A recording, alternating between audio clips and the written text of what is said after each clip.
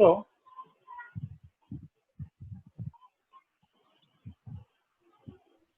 Okay, మనము ఈ Rayleigh jeans లా derive చేయడానికి ఒక పద్ధతి, స్ట్రాటజీని మనం ఇట్లా ఫాలో అవుతాం. ఈ స్ట్రాటజీ ఏంటంటే, we consider a cavity. What is cavity? Cavity అంటే ఏంటి? ఓకే, ఒక క్యూబికల్ షేప్ లో ఉన్న క్యావిటీ తీసుకున్నాం మనం. మీరు అబ్జర్వ్ చేస్తే దానికి ఒక హోల్ ఉంటుంది. మీకు వీన్స్ బ్లాక్ బాడీ గురించి కూడా చెప్పినప్పుడు చెప్పాను, ఒక హాలో సబ్స్టెన్స్ కి ఒక చిన్న హోల్ చేస్తే అందులోకి రేడియేషన్ ఎంటర్ అయ్యి మళ్ళీ బయటకు వెళ్ళదు, అది బ్లాక్ బాడీ లాగా యాక్ట్ చేస్తుందని చెప్పాను, అంతేనా? ఓకే, మనము ఇప్పుడు ఎస్ క్యూబ్ షేప్ లో ఉన్న బ్లాక్ బాడీని కన్సిడర్ చేస్తున్నాం. దాని లోపల వాల్స్ అన్ని బ్లాక్ పెయింట్ అయి ఉన్నాయి కాబట్టి ఆ బ్లాక్ పెయింటెడ్ వాల్స్ లోపల ఉన్నవన్నీ కూడా మనకి బ్లాక్ బాడీ లాగా పనిచేసి రేడియేషన్ ఎమిట్ చేస్తాయని ఇక్కడ కాన్సెప్ట్. ఓకే, తర్వాత రిలీజియన్స్ ఆలోచన ప్రకారం ఈ బ్లాక్ బాడీ అనేది రేడియేట్ చేస్తే రేడియేషన్ ఏ ఫామ్ లో ఉండాలి? ఎలక్ట్రోమాగ్నెటిక్ వేవ్స్ ఫామ్ లో ఉండాలి, అంతేనా? మీకు ఎలక్ట్రోమాగ్నెటిక్ వేవ్స్ ఎన్ని టైప్స్ చెప్పాను? Gamma rays, X race, ultraviolet race, UV rays, light, microwaves, radio waves, infrared race. Okay, ఇవన్నీ కూడా ఎలక్ట్రోమాగ్నెటిక్ వేవ్స్ ఫామ్ లో ఉంటాయి. తర్వాత నిన్నటి క్లాస్ లో నేర్చుకున్నాం, ప్రతి వేవ్ కూడా ఏం చేయాలి? y = a sin omega t అనే ఈక్వేషన్ తో రిప్రజెంట్ అవుతుంది. అలాంటి 2-3 వేవ్స్ కంబైన్ అయిపోతే ఏమవుతుంది? మనకి స్టేషనరీ వేవ్స్ ఫామ్ అవుతుంది. రైట్, ఇప్పుడు రేడియేషన్ ఈ క్యూబ్ లోంచి బయటికి వెళ్ళదు అనుకుంటున్నాం కాబట్టి క్యూబ్ ఒక ఎండ్ నుంచి స్టార్ట్ అయిన వేవ్ ఇంకొక ఎండ్ దగ్గర రిఫ్లెక్ట్ అయ్యి మళ్ళీ వెనక్కి వస్తుంది. సో ఒక ఫార్వర్డ్ వేవ్ ఒక రివర్స్ వేవ్ కలిస్తే ఏం ఫామ్ కావాలి? స్టేషనరీ వేవ్స్ ఫామ్ కావాలి. అంటే సో క్యూబ్ లో ఉన్న వాల్స్ ఏమో ఎలక్ట్రోమాగ్నెటిక్ వేవ్స్ ని ఎమిట్ చేస్తున్నాయి. ఆ ఎమిట్ అయిన ఎలక్ట్రోమాగ్నెటిక్ వేవ్స్ అవతల పక్క వాల్కి వెళ్ళి కొలైడ్ చేసి రిఫ్లెక్ట్ అయ్యి ఈ ఫార్వర్డ్ వేవ్ ఆ రిఫ్లెక్ట్ వేవ్ కలిసి మనకి స్టేషనరీ వేవ్స్ ఫామ్ చేస్తాయి. ఒకసారి ఈ వీడియోని చివరి దాకా చూడండి. ఈ క్యూబ్, ఈ క్యావిటీ ఎంత టెంపరేచర్ దగ్గర ఉంది? T అనే టెంపరేచర్ దగ్గర ఉంది. మనము రేలీ జీన్స్ లా ప్రకారం దేన్ని డిరైవ్ చేయాలి? ఎనర్జీ డెన్సిటీకి ఫార్ములా తీసుకురావాలి. ఎనర్జీ డెన్సిటీని U ఆఫ్ మ్యూ అంటాం. ఈ ఎనర్జీ డెన్సిటీ అంటే ఏంటి? ఎనర్జీ బై వాల్యూ, అంతేనా? Energy density is equal to energy by volume. Energy డెన్సిటీని ఒక ఫ్రీక్వెన్సీ మ్యూ అండ్ దాని next frequency mu plus d mu అనే స్మాల్ రేంజ్ లో ఎన్ని ఫ్రీక్వెన్సీలు ఉన్నాయో మనం తీసుకొస్తాం.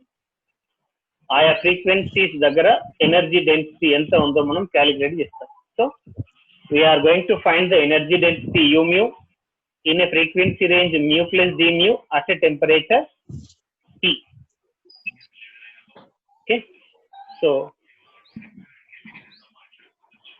రైట్. సో ఈ డెరివేషన్ కోసము రేలీ జీన్స్ ప్రాసెస్ లో మనం ఫాలో అయ్యే మెథడ్ ఏంటంటే, first step will count the number of total waves that are fit inside the cube. Cube లోపల స్టేషనరీ వేవ్స్ ఫామ్ అవుతాయి అనుకున్నాం కదా. ఎన్ని స్టేషనరీ వేవ్స్ ఫామ్ అవుతాయి? ఆ నంబర్ ఆఫ్ వేవ్స్ ని మనం ఫైండ్ అవుట్ చేయాలి ఫస్ట్ స్టెప్ లో. నోట్ చేసుకోండి అది. Second step, average energy of the waves. నిన్న కైనెటిక్ థియరీ ఆఫ్ గ్యాసెస్ లో లాస్ట్ పాయింట్ ఏం చెప్పుకున్నాం మనం? ఈక్విపార్టిషన్ థియరం. ఈక్విపార్టిషన్ థియరం ప్రకారం ఒక వేవ్ కి యావరేజ్ ఎనర్జీ ఎంత ఉండాలని చెప్పుకున్నాం, గుర్తుందా? KT, గుర్తుందా? K is Boltzmann constant, T is temperature. Right, అది సెకండ్ స్టెప్ లో యావరేజ్ ఎనర్జీ తీసుకుంటాం. థర్డ్ స్టెప్ లో మనం energy density in the frequency range mu to mu plus d mu, mu నుంచి ఒక చిన్న ఇంటర్వెల్ తో డి మ్యూ అనే ఇంటర్వెల్ తో మ్యూ నుంచి మ్యూ ప్లస్ డి మ్యూ వరకు ఉన్న నంబర్ ఆఫ్ వేవ్స్ తీసుకొని ఆ నంబర్ ఆఫ్ వేవ్స్ ని కౌంట్ అంటాం. ఆ నంబర్ ఆఫ్ వేవ్స్ ని ఒక్కొక్క వేవ్ కి ఎంత ఎనర్జీతో మల్టిప్లై చేస్తామో అట్లా మల్టిప్లై చేస్తే మనకు ఎనర్జీ డెన్సిటీ వస్తుంది. So these are the 3 steps we follow to calculate the energy density in Rayleigh Jeans method. ఈ 3 steps నోట్ చేసుకోండి. నోట్ చేసుకున్నారా?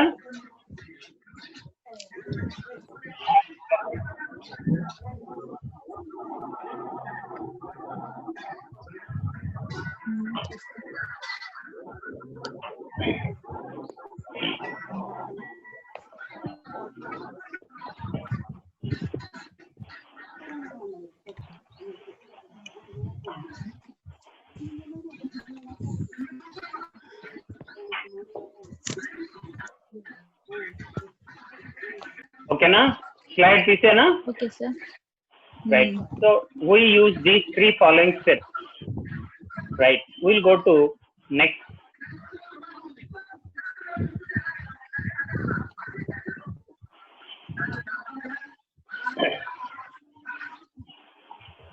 Right. So ఏమనుకున్నాం మనం తీసుకున్న ట్యూబ్ షేప్ లో ఉన్న క్యావిటీలో స్టేషనరీ వేవ్స్ ఫామ్ అవుతాయి.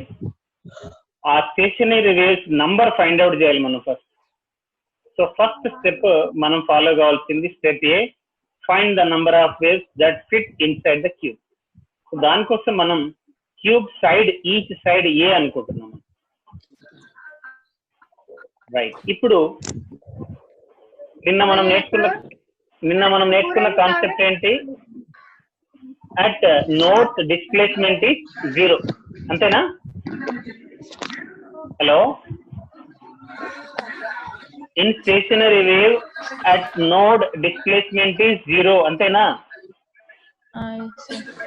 రైట్. ఇప్పుడు క్యూబ్ ఎడ్జ్ లో ఒక ఫేస్ ఉంటుంది, ఇవతల ఎడ్జ్ లో ఇంకొక ఫేస్ ఉంటుంది. ఈ ఫేసెస్ దగ్గర ఎలక్ట్రిక్ ఫీల్డ్ 0 కాబట్టి మనము ఎలక్ట్రోమాగ్నెటిక్ వేవ్స్ గురించి మాట్లాడుతున్నాం కాబట్టి దీనిలో ఆసిలేట్ అయ్యేది ఎలక్ట్రిక్ ఫీల్డ్. ఈ ఎలక్ట్రిక్ ఫీల్డ్ ఈ ఎడ్జ్ దగ్గర 0, ఈ ఎడ్జ్ దగ్గర 0. మనం జనరల్ వేవ్ లో డిస్ప్లేస్మెంట్ అంటే ఎలక్ట్రోమాగ్నెటిక్ వేవ్ లో ఎలక్ట్రిక్ ఫీల్డ్ అన్నమాట, గుర్తుపెట్టుకో. కాబట్టి ఎలక్ట్రిక్ ఫీల్డ్ ఇక్కడ 0, ఇక్కడ 0 కాబట్టి కంపల్సరీగా క్యూబ్ ఎడ్జెస్ దగ్గర ఎలక్ట్రిక్ ఫీల్డ్ ఎంత కావాలి? 0 కావాలి. అంటే డిస్ప్లేస్మెంట్ ఈజ్ 0. రైట్. అంటే స్టేషనరీ వేవ్స్ ఎన్ని రకాలుగా ఫామ్ కావచ్చు, కానీ ఎడ్జెస్ దగ్గర మాత్రం కంపల్సరీగా ఏం ఫామ్ కావాలి? నోడ్ ఫామ్ కావాలి. ఎందుకు? ఎడ్జెస్ దగ్గర ఎలక్ట్రిక్ ఫీల్డ్ 0. ఎలక్ట్రిక్ ఫీల్డ్ 0 కాబట్టి కంపల్సరీగా ఎడ్జ్ దగ్గర నోడ్ ఫామ్ అవుతుంది. దిస్ ఇస్ ఇంపార్టెంట్ పాయింట్, అంతేనా? నోడ్ ఫామ్ అవుతుంది. ఎస్. సార్. ఎస్. ఇప్పుడు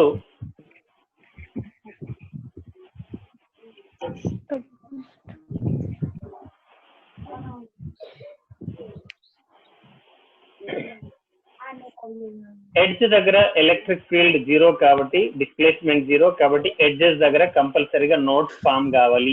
ఇక్కడ కూడా అదే ఎక్స్ప్లెయిన్ చేస్తాం మనం. అంటే ఇక్కడ మనం ఆరిజిన్ ని ఫిక్స్ చేస్తే ఇక్కడ 0, 0 ఉంటుంది, ఇక్కడికి వచ్చేసరికి A0 ఉంటుంది. ఈ డైరెక్షన్ లో పాయింట్ ఏమవుతుంది? 0A అవుతుంది.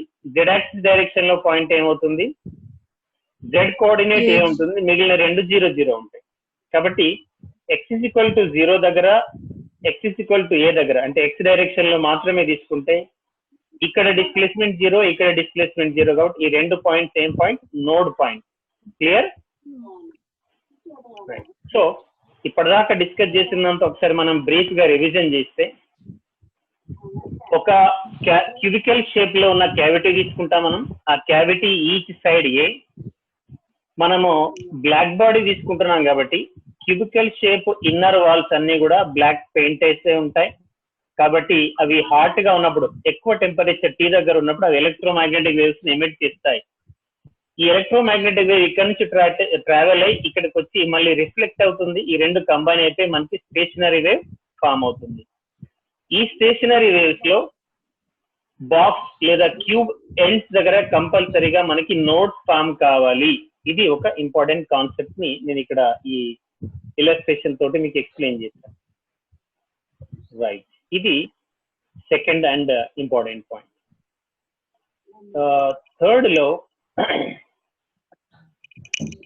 మనం ఏం చేస్తామంటే అట్లా ఎన్ని types of stationary waves form కావచ్చో చూస్తాం. Okay. So x is equal to 0 అనేది x డైరెక్షన్ లో ఒక end, x is equal to a అనేది ఇంకొక ఎండ్.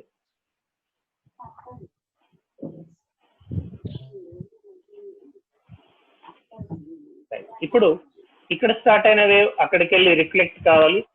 ఇది ఒక type of wave. Next possibility ఏంటంటే నెక్స్ట్ వేవ్ ఎట్లా పాసిబుల్ అవుతుంది. ఇది ఫస్ట్ వేవ్.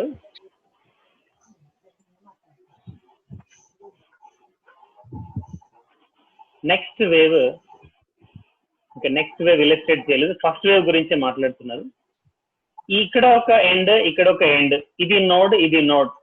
ఓకే, ఒకసారి మనం వెనక్కి వెళ్తే ఇక్కడ చూడండి, ఇది ఒక complete wave.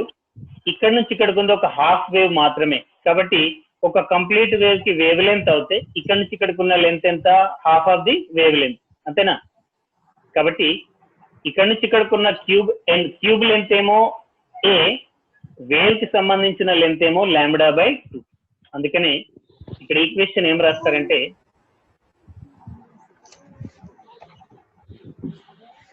from here to here length is a, that must be equal to half of the wavelength along the x direction. Lambda x ante wavelength along x direction.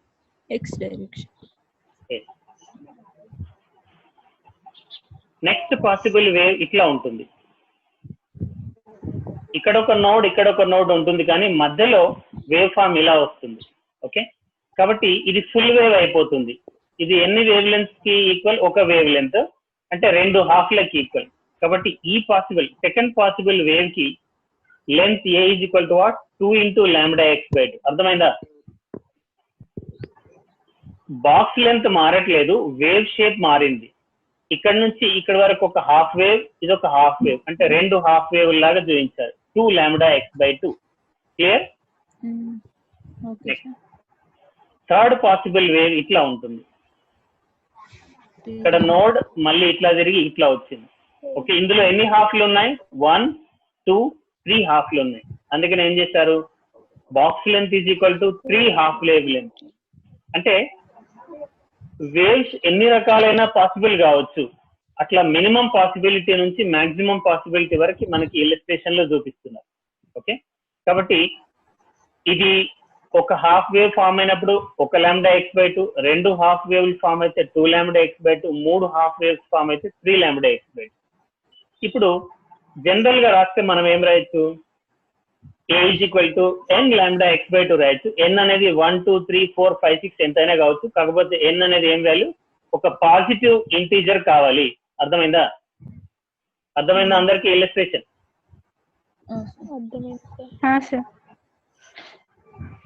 Okay, so ఇక్కడ ఈ discussion లో మనం నేర్చుకున్నది ఏంటంటే cubical క్యావిటీలో stationery waves form అవుతాయి.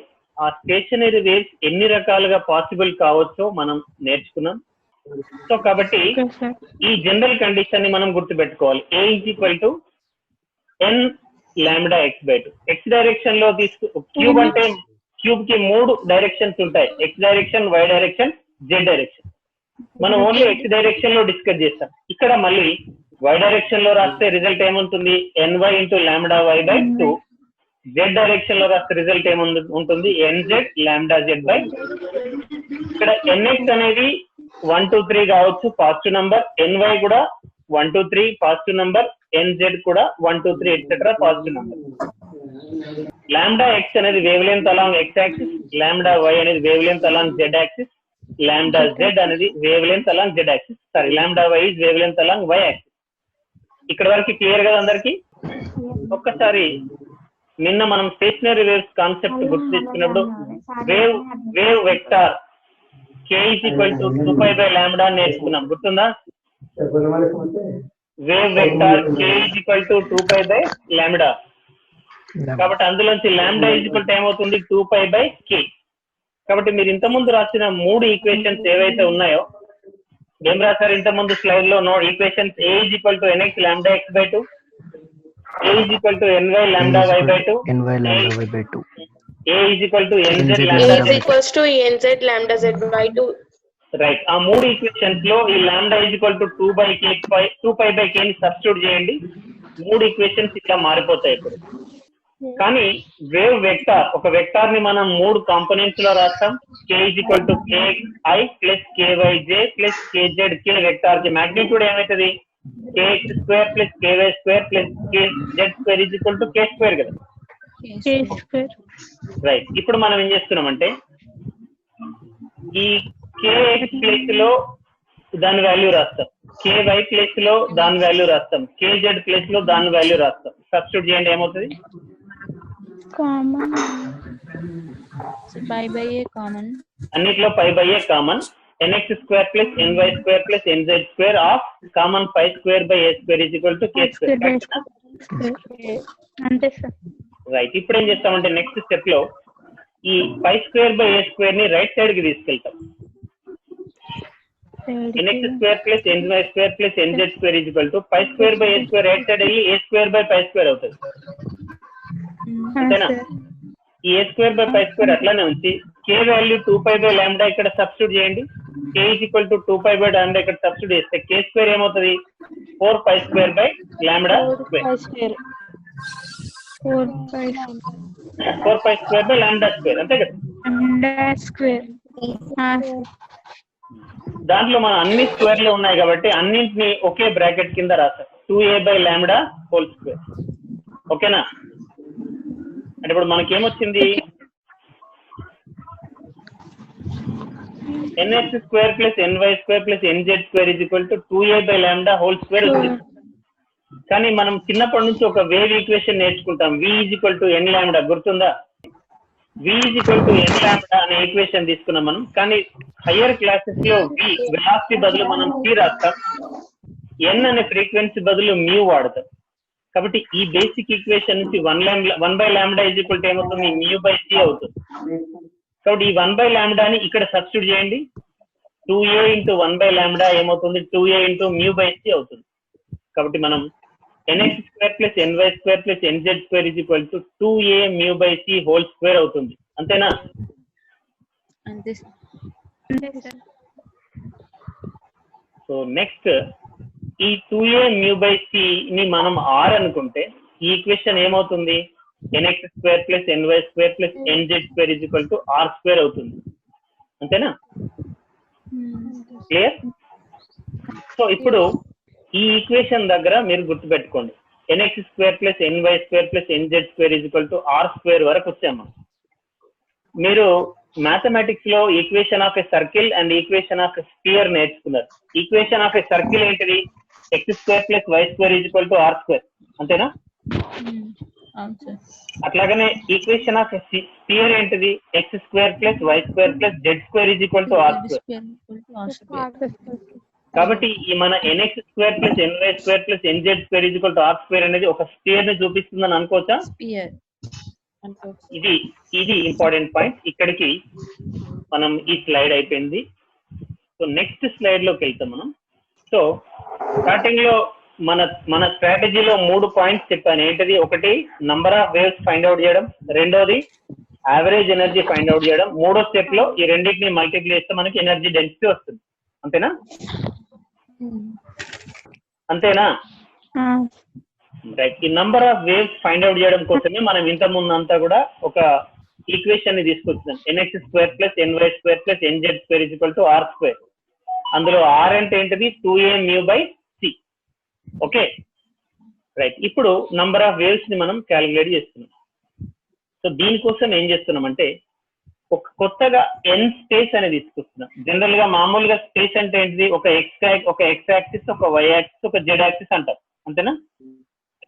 ఇక్కడ మనం ఏం చేస్తున్నామంటే x యాక్సిస్ ప్లేస్ లో nx, y యాక్సిస్ ప్లేస్ లో ny, z యాక్సిస్ ప్లేస్ లో nz తీసుకున్నాం. ఎందుకు? మన ఈక్వేషన్ ఏమొచ్చింది? x² plus y² plus z² రాలేదు, nx² plus ny² plus nz² r² వచ్చింది. అంతేనా? కాబట్టి మనం జనరల్ స్పేస్ కాకుండా n స్పేస్ ని తీసుకున్నాం. అంటే దాని అర్థం ఏంటంటే ఇందులో యాక్సెస్ nx, ny, nz ఉంటాయి. అర్థమైందా? ఇందులో చాలా పాయింట్స్ తీసుకుంటే ఒక్కొక్క పాయింట్ దేన్ని చూపిస్తుంది? మరి ఒక నంబర్ ని చూపిస్తుంది. అంతేనా? n అంటే ఏంటి? నంబర్ కదా. స్టార్టింగ్ వెళ్ళండి, nx value 1 2 3, ny value 1 2 3, nz value కూడా 1 2 3 ఎట్సెట్రా ఉండేది. 1 2 3. అవును సార్. ఇక్కడ ఏదైనా ఒక పాయింట్ నేను సెలెక్ట్ చేసుకుంటే ఆ పాయింట్ దేన్ని రిప్రజెంట్ చేస్తుంది? ఒక నంబర్ ని రిప్రజెంట్ చేస్తుంది. ఓకే, ఆ నంబర్ కి కోఆర్డినేట్స్ ఏముంటాయి? nx, ny, nz. అర్థమైందా? Okay, right. ఇప్పుడు ఈ వీడియో క్లిప్ మీనింగ్ ఏంటంటే, మనం తీసుకున్న n అనే స్పేస్ లో 3 యాక్సిస్లు ఉన్నాయి, nx, ny, nz. అందులో ఉన్న ఈచ్ పాయింట్ కూడా ఒక నంబర్ ని రిప్రజెంట్ చేస్తుంది. ఓకే, ఇప్పుడు మనం ఏం చేస్తామంటే, ఒక రేడియస్ r తీసుకొని దీంట్లో ఒక స్పియర్ గీసినాం అనుకోండి ఇట్లా. దాని అర్థం ఏంటిది అంటే, ఈ స్పియర్ మీద ఉన్న అన్ని పాయింట్స్ కి రేడియస్ సేమేనా? Is it same?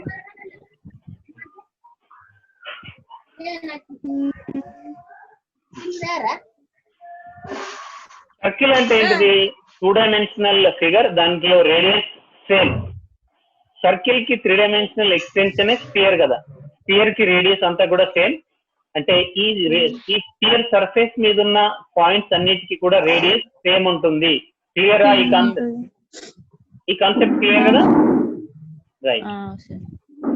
ఇప్పుడు ఈ క్లిప్ లో ఏం చేస్తున్నామంటే, మనం ఒక n స్పేస్ అనే దాన్ని సెలెక్ట్ చేసుకున్నాం. ఈ n స్పేస్ లో నంబర్ ఆఫ్ పాయింట్స్ ఉంటాయి. ఒక్కొక్క పాయింట్ ఒక నంబర్ ని గాని ఈక్వివాలెంట్ గా ఒక ఫ్రీక్వెన్సీ గాని మనకి చూపిస్తుంది. ఓకే, ఫ్రీక్వెన్సీ అనేది వేవ్ కి సంబంధించింది కాబట్టి మనం నంబర్ ఆఫ్ ఫ్రీక్వెన్సీని ఫైండ్ అవుట్ చేస్తే నంబర్ ఆఫ్ వేవ్స్ ని ఫైండ్ అవుట్ చేసినట్టే. ఈ కాన్సెప్ట్ అర్థమైందా? Is it clear? మళ్ళీ చెప్తాను. nx square plus ny square plus nz square is equal to r square వచ్చింది. అందులో r అంటే ఏంటిది? 2a mu by c, అంతేనా? అందులో మ్యూ అంటే ఏంటిది? ఫ్రీక్వెన్సీ. కాబట్టి నంబర్ అనేది ఫ్రీక్వెన్సీకి ఒక రిలేషన్ తో ఉంది. మనం ఈ నంబర్ స్పేస్ లో ఒక పాయింట్ ని తీసుకుంటే ఆ పాయింట్ ఫ్రీక్వెన్సీని డినోట్ చేస్తుంది. కాబట్టి మనం టోటల్ నంబర్ ని ఫైండ్ అవుట్ చేయగలిగితే టోటల్ ఫ్రీక్వెన్సీస్ ని ఫైండ్ అవుట్ చేసినట్టే. టోటల్ ఫ్రీక్వెన్సీస్ వచ్చినాయంటే టోటల్ నంబర్ ఆఫ్ వేవ్స్ వచ్చినట్టే. ఈ కాన్సెప్ట్ అర్థమైందా? క్లియరా? రైట్. ఇప్పుడు ఇక్కడ మనం స్పియర్ సంబంధించిన దానిలో ఓన్లీ ఒక పోర్షనే తీసుకున్నాం. ఇక్కడ ఎందుకంటే స్పియర్ గీసినప్పుడు ఆరిజిన్ కి లెఫ్ట్ ఉంది, రైట్ ఉంది x డైరెక్షన్ లో, ఆరిజిన్ కి పైన ఉంది, కింద ఉంది y డైరెక్షన్ లో, ఆరిజిన్ కి లోపల ఉంది, బయట ఉంది z డైరెక్షన్ లో.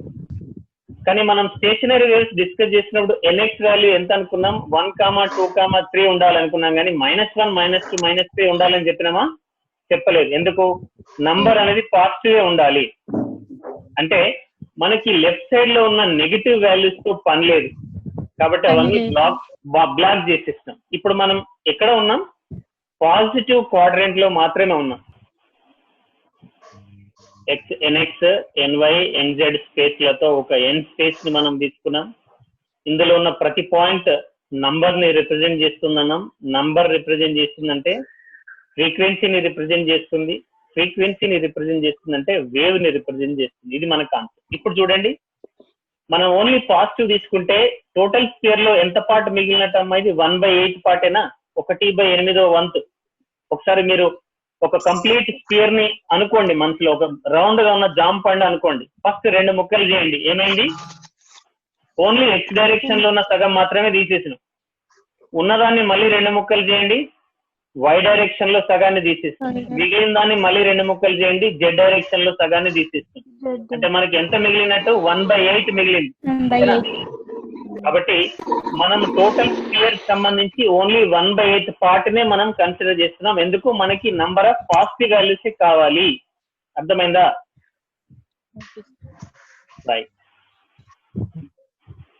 సో ఈ 1/8 పార్ట్ ని మనం ఒక క్రాస్ సెక్షన్ లో కనుక చూస్తే మనకి ఇట్లా వస్తుంది. ఓన్లీ అంటే ఒక 2 డైమెన్షనల్ ఫిగర్ లో చూడాలనుకుంటే ఇక్కడ చూపించిన క్రాస్ సెక్షన్ వస్తుంది. ఇదేమో 3 dimensional view 1/8 part of sphere. దాన్ని మనం క్రాస్ సెక్షన్ లో ఒక సైడ్ నుంచి చూస్తే మనకి ఇలా కనిపిస్తుంది. Okay right. ఇప్పుడు మనం ఒక కొత్త స్ట్రాటజీ డెవలప్ చేస్తున్నాం.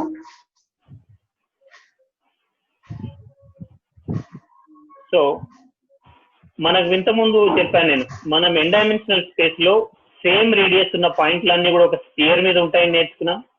మనకి పాజిటివ్ నంబర్స్ కావాలి కాబట్టి ఆ స్పియర్ లో 1/8 వాల్యూనే తీసుకుంటున్నాం మనం. కాబట్టి దీని రేడియస్ ని మనం ఏమంటున్నాం ఇక్కడ r అంటున్నాం. ఓకే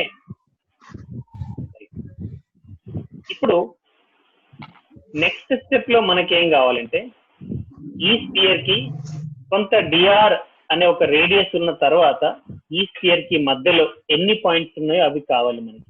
అంటే ఈ స్పెరికల్ రెండు స్పియర్స్ మధ్యలో ఉన్న ఏరియాని మనం spherical region, spherical shell region అనుకుంటే ఈ రెండింటి మధ్యలో ఉన్న నంబర్ ఆఫ్ పాయింట్స్ మనకు కావాలి.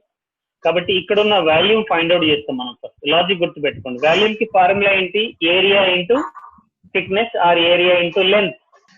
తర్వాత స్పియర్ లో మనకి ఎంత వాల్యూమ్ కావాలి? 1/8 కావాలి, టోటల్ అవసరం లేదు. ఎందుకు 1/8? పాజిటివ్ వాల్యూస్ కోసం తీసుకుంటున్నాము. ఓకే కాబట్టి టోటల్ సర్ఫేస్ ఏరియాని 1/8 తో మల్టిప్లై చేస్తే మనకు పాజిటివ్ వాల్యూస్ కి సంబంధించిన సర్ఫేస్ ఏరియా వస్తుంది. దీన్ని మనం dr తో మల్టిప్లై చేస్తే ఏమొస్తుంది?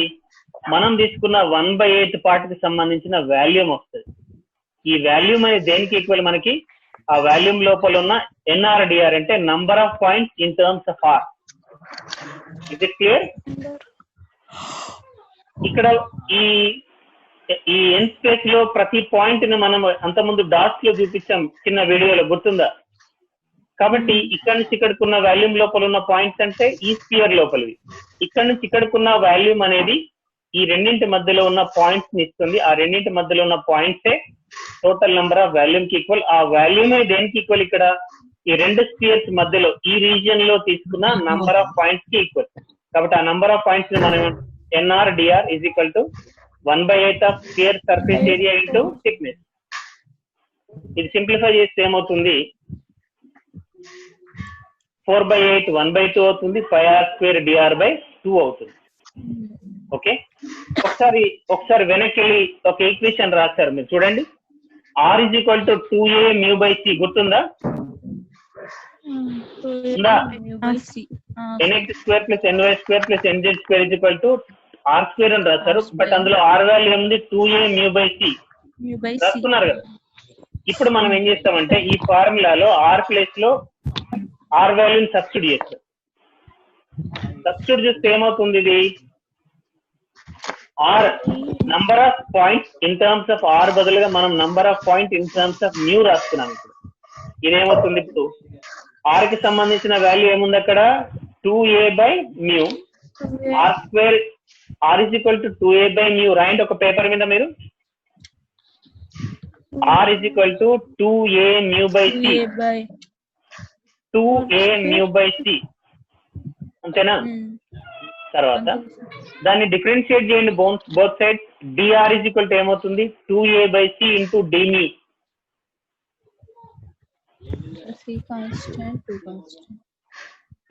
a కాన్స్టెంట్, c కాన్స్టెంట్ కాబట్టి dr is equal to ఏమవుతుంది? 2a/c into dμ. అంతేనా?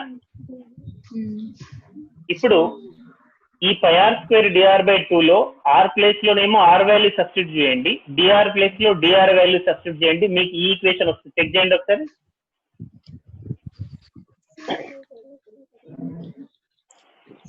π/2 ఇంటూ r² లో 2a/c² ఉంది, dr లో ఒక 2a/c ఉంది. ఆ రెండు మల్టిప్లై చేస్తే 2a/c³ అవుతుంది. r² లో μ² వస్తుంది, dr లో dμ వస్తుంది. ఇదంతా మీరు ఒక దగ్గర రాస్తే మీకు n of mu dμ is equal to what? π/2 into 2a/c³ μ² into dμ వస్తుంది. Is it clear?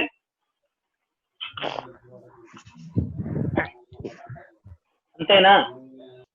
మనం రెండు సబ్స్టిట్యూషన్ చేస్తున్నాము. r is equal to 2a mu by c ఒకటి, dr is equal to 2a/c into dμ ఒకటి. రెండు substitution చేస్తున్నాము. చేసి simplify చేస్తే మీకు ఇలా వస్తుంది. వచ్చిందా? రైట్.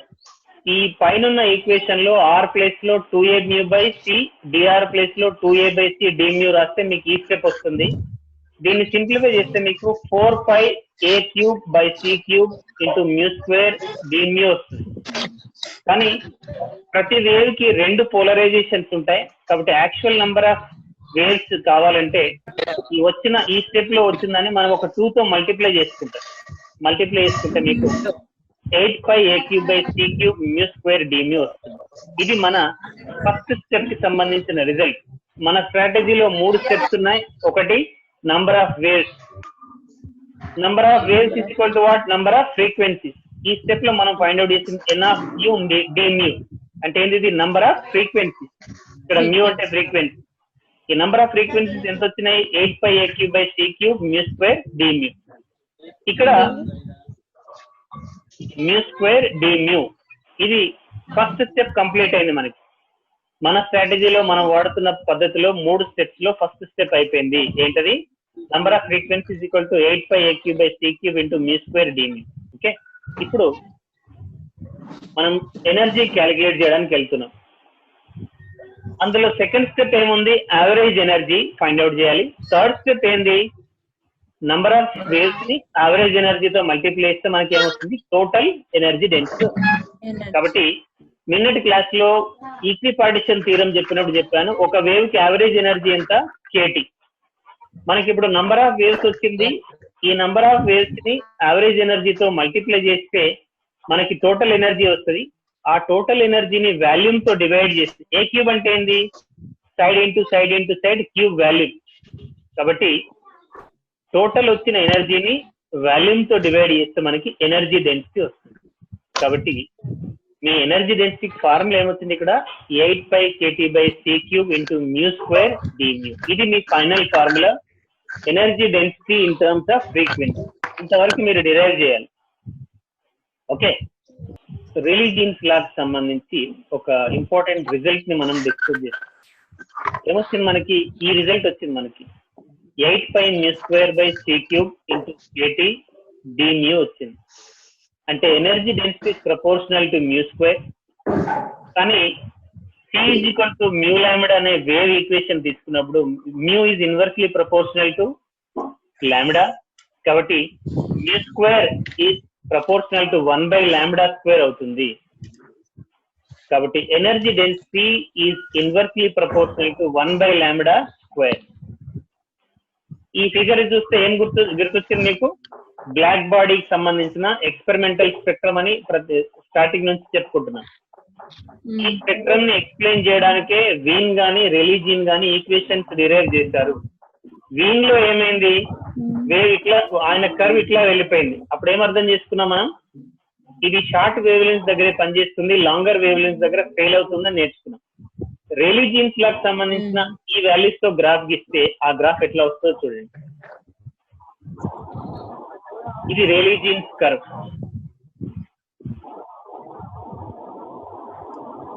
ఏమైంది చూడండి, ఎగ్జాక్ట్ గా మనకి ఇలాంటి గ్రాఫ్ రావాలి ఈ ఈక్వేషన్ ప్రకారం, ఆయన ఇచ్చిన ఈక్వేషన్ ప్రకారం. కానీ గ్రాఫ్ ఎలా వచ్చింది, ఇలా వచ్చింది. దీనిలో ఏం డ్రాబ్యాక్ ఉంది చెప్పండి మీరు, లాంగర్ వేవ్ లెన్స్ దగ్గర కర్వ్ సిమిలర్ గానే ఉంది, వీటితో మ్యాచ్ అయింది. కానీ షార్టర్ వేవ్ లెన్స్ దగ్గరికి వెళ్ళేసరికి కర్వ్ ఇలా రావాలి, బట్ అది అట్లా పైకి వెళ్ళిపోతుంది. అంటే ఈ వేవ్ లెన్స్ దగ్గర అది ఎనర్జీ ఇన్ఫినిట్ అని చూపిస్తుంది. బట్ ఎనర్జీ అనేది ఇన్ఫినిట్ కాదు, అది ఫైనైట్. ఏదో ఒక వాల్యూ ఉండాలి, ఇన్ఫినిట్ ఎనర్జీ అనేది సాధ్యం కాదు. కాబట్టి రేలీ జీన్స్ లా కూడా ఫెయిల్ అయిపోయింది. ఎక్కడ, it explains the curve at longer wave length but it fails in shorter wave length region. ఒకసారి మీరు ఈ ఫిగర్ ని అబ్జర్వ్ చేస్తే ఇక్కడ మీకు గామా రే వేవ్ లెంత్ ఉంది, ఎక్స్రే వేవ్ లెంత్ ఉంది, ఆ తర్వాత వచ్చేది అల్ట్రా వైలెట్ వేవ్ లెంత్ ఉంది, అంతేనా? ఈ అల్ట్రా వైలెట్ వేవ్ లెంత్ దగ్గర కర్వ్ అనేది ఇన్ఫినిట్ ని రీచ్ అవుతుంది. అంటే అల్ట్రా వైలెట్ వేవ్ లెంత్ దగ్గర energy goes to infinity. This is a failure. అందుకనే దీనికి ఇంకో పేరు కూడా ఉంది, రేలీ జీన్స్ లాకి ఇంకో పేరు ఏం చెప్పుకున్నాం స్టార్టింగ్ లో, అల్ట్రా వైలెట్ కటాస్ట్రఫీ. కటాస్ట్రఫీ అనేది ఒక ఫెయిల్యూర్ కి సంబంధించిన సింబల్. కాబట్టి రేలీ జీన్స్ లా అన్న అల్ట్రావైలెట్ కెటాస్ట్రఫీ అన్న మీరు రాయాల్సిన ఆన్సర్ సేమే. ఒక్కసారి బ్రీఫ్ గా రివైజ్ చేస్తాను.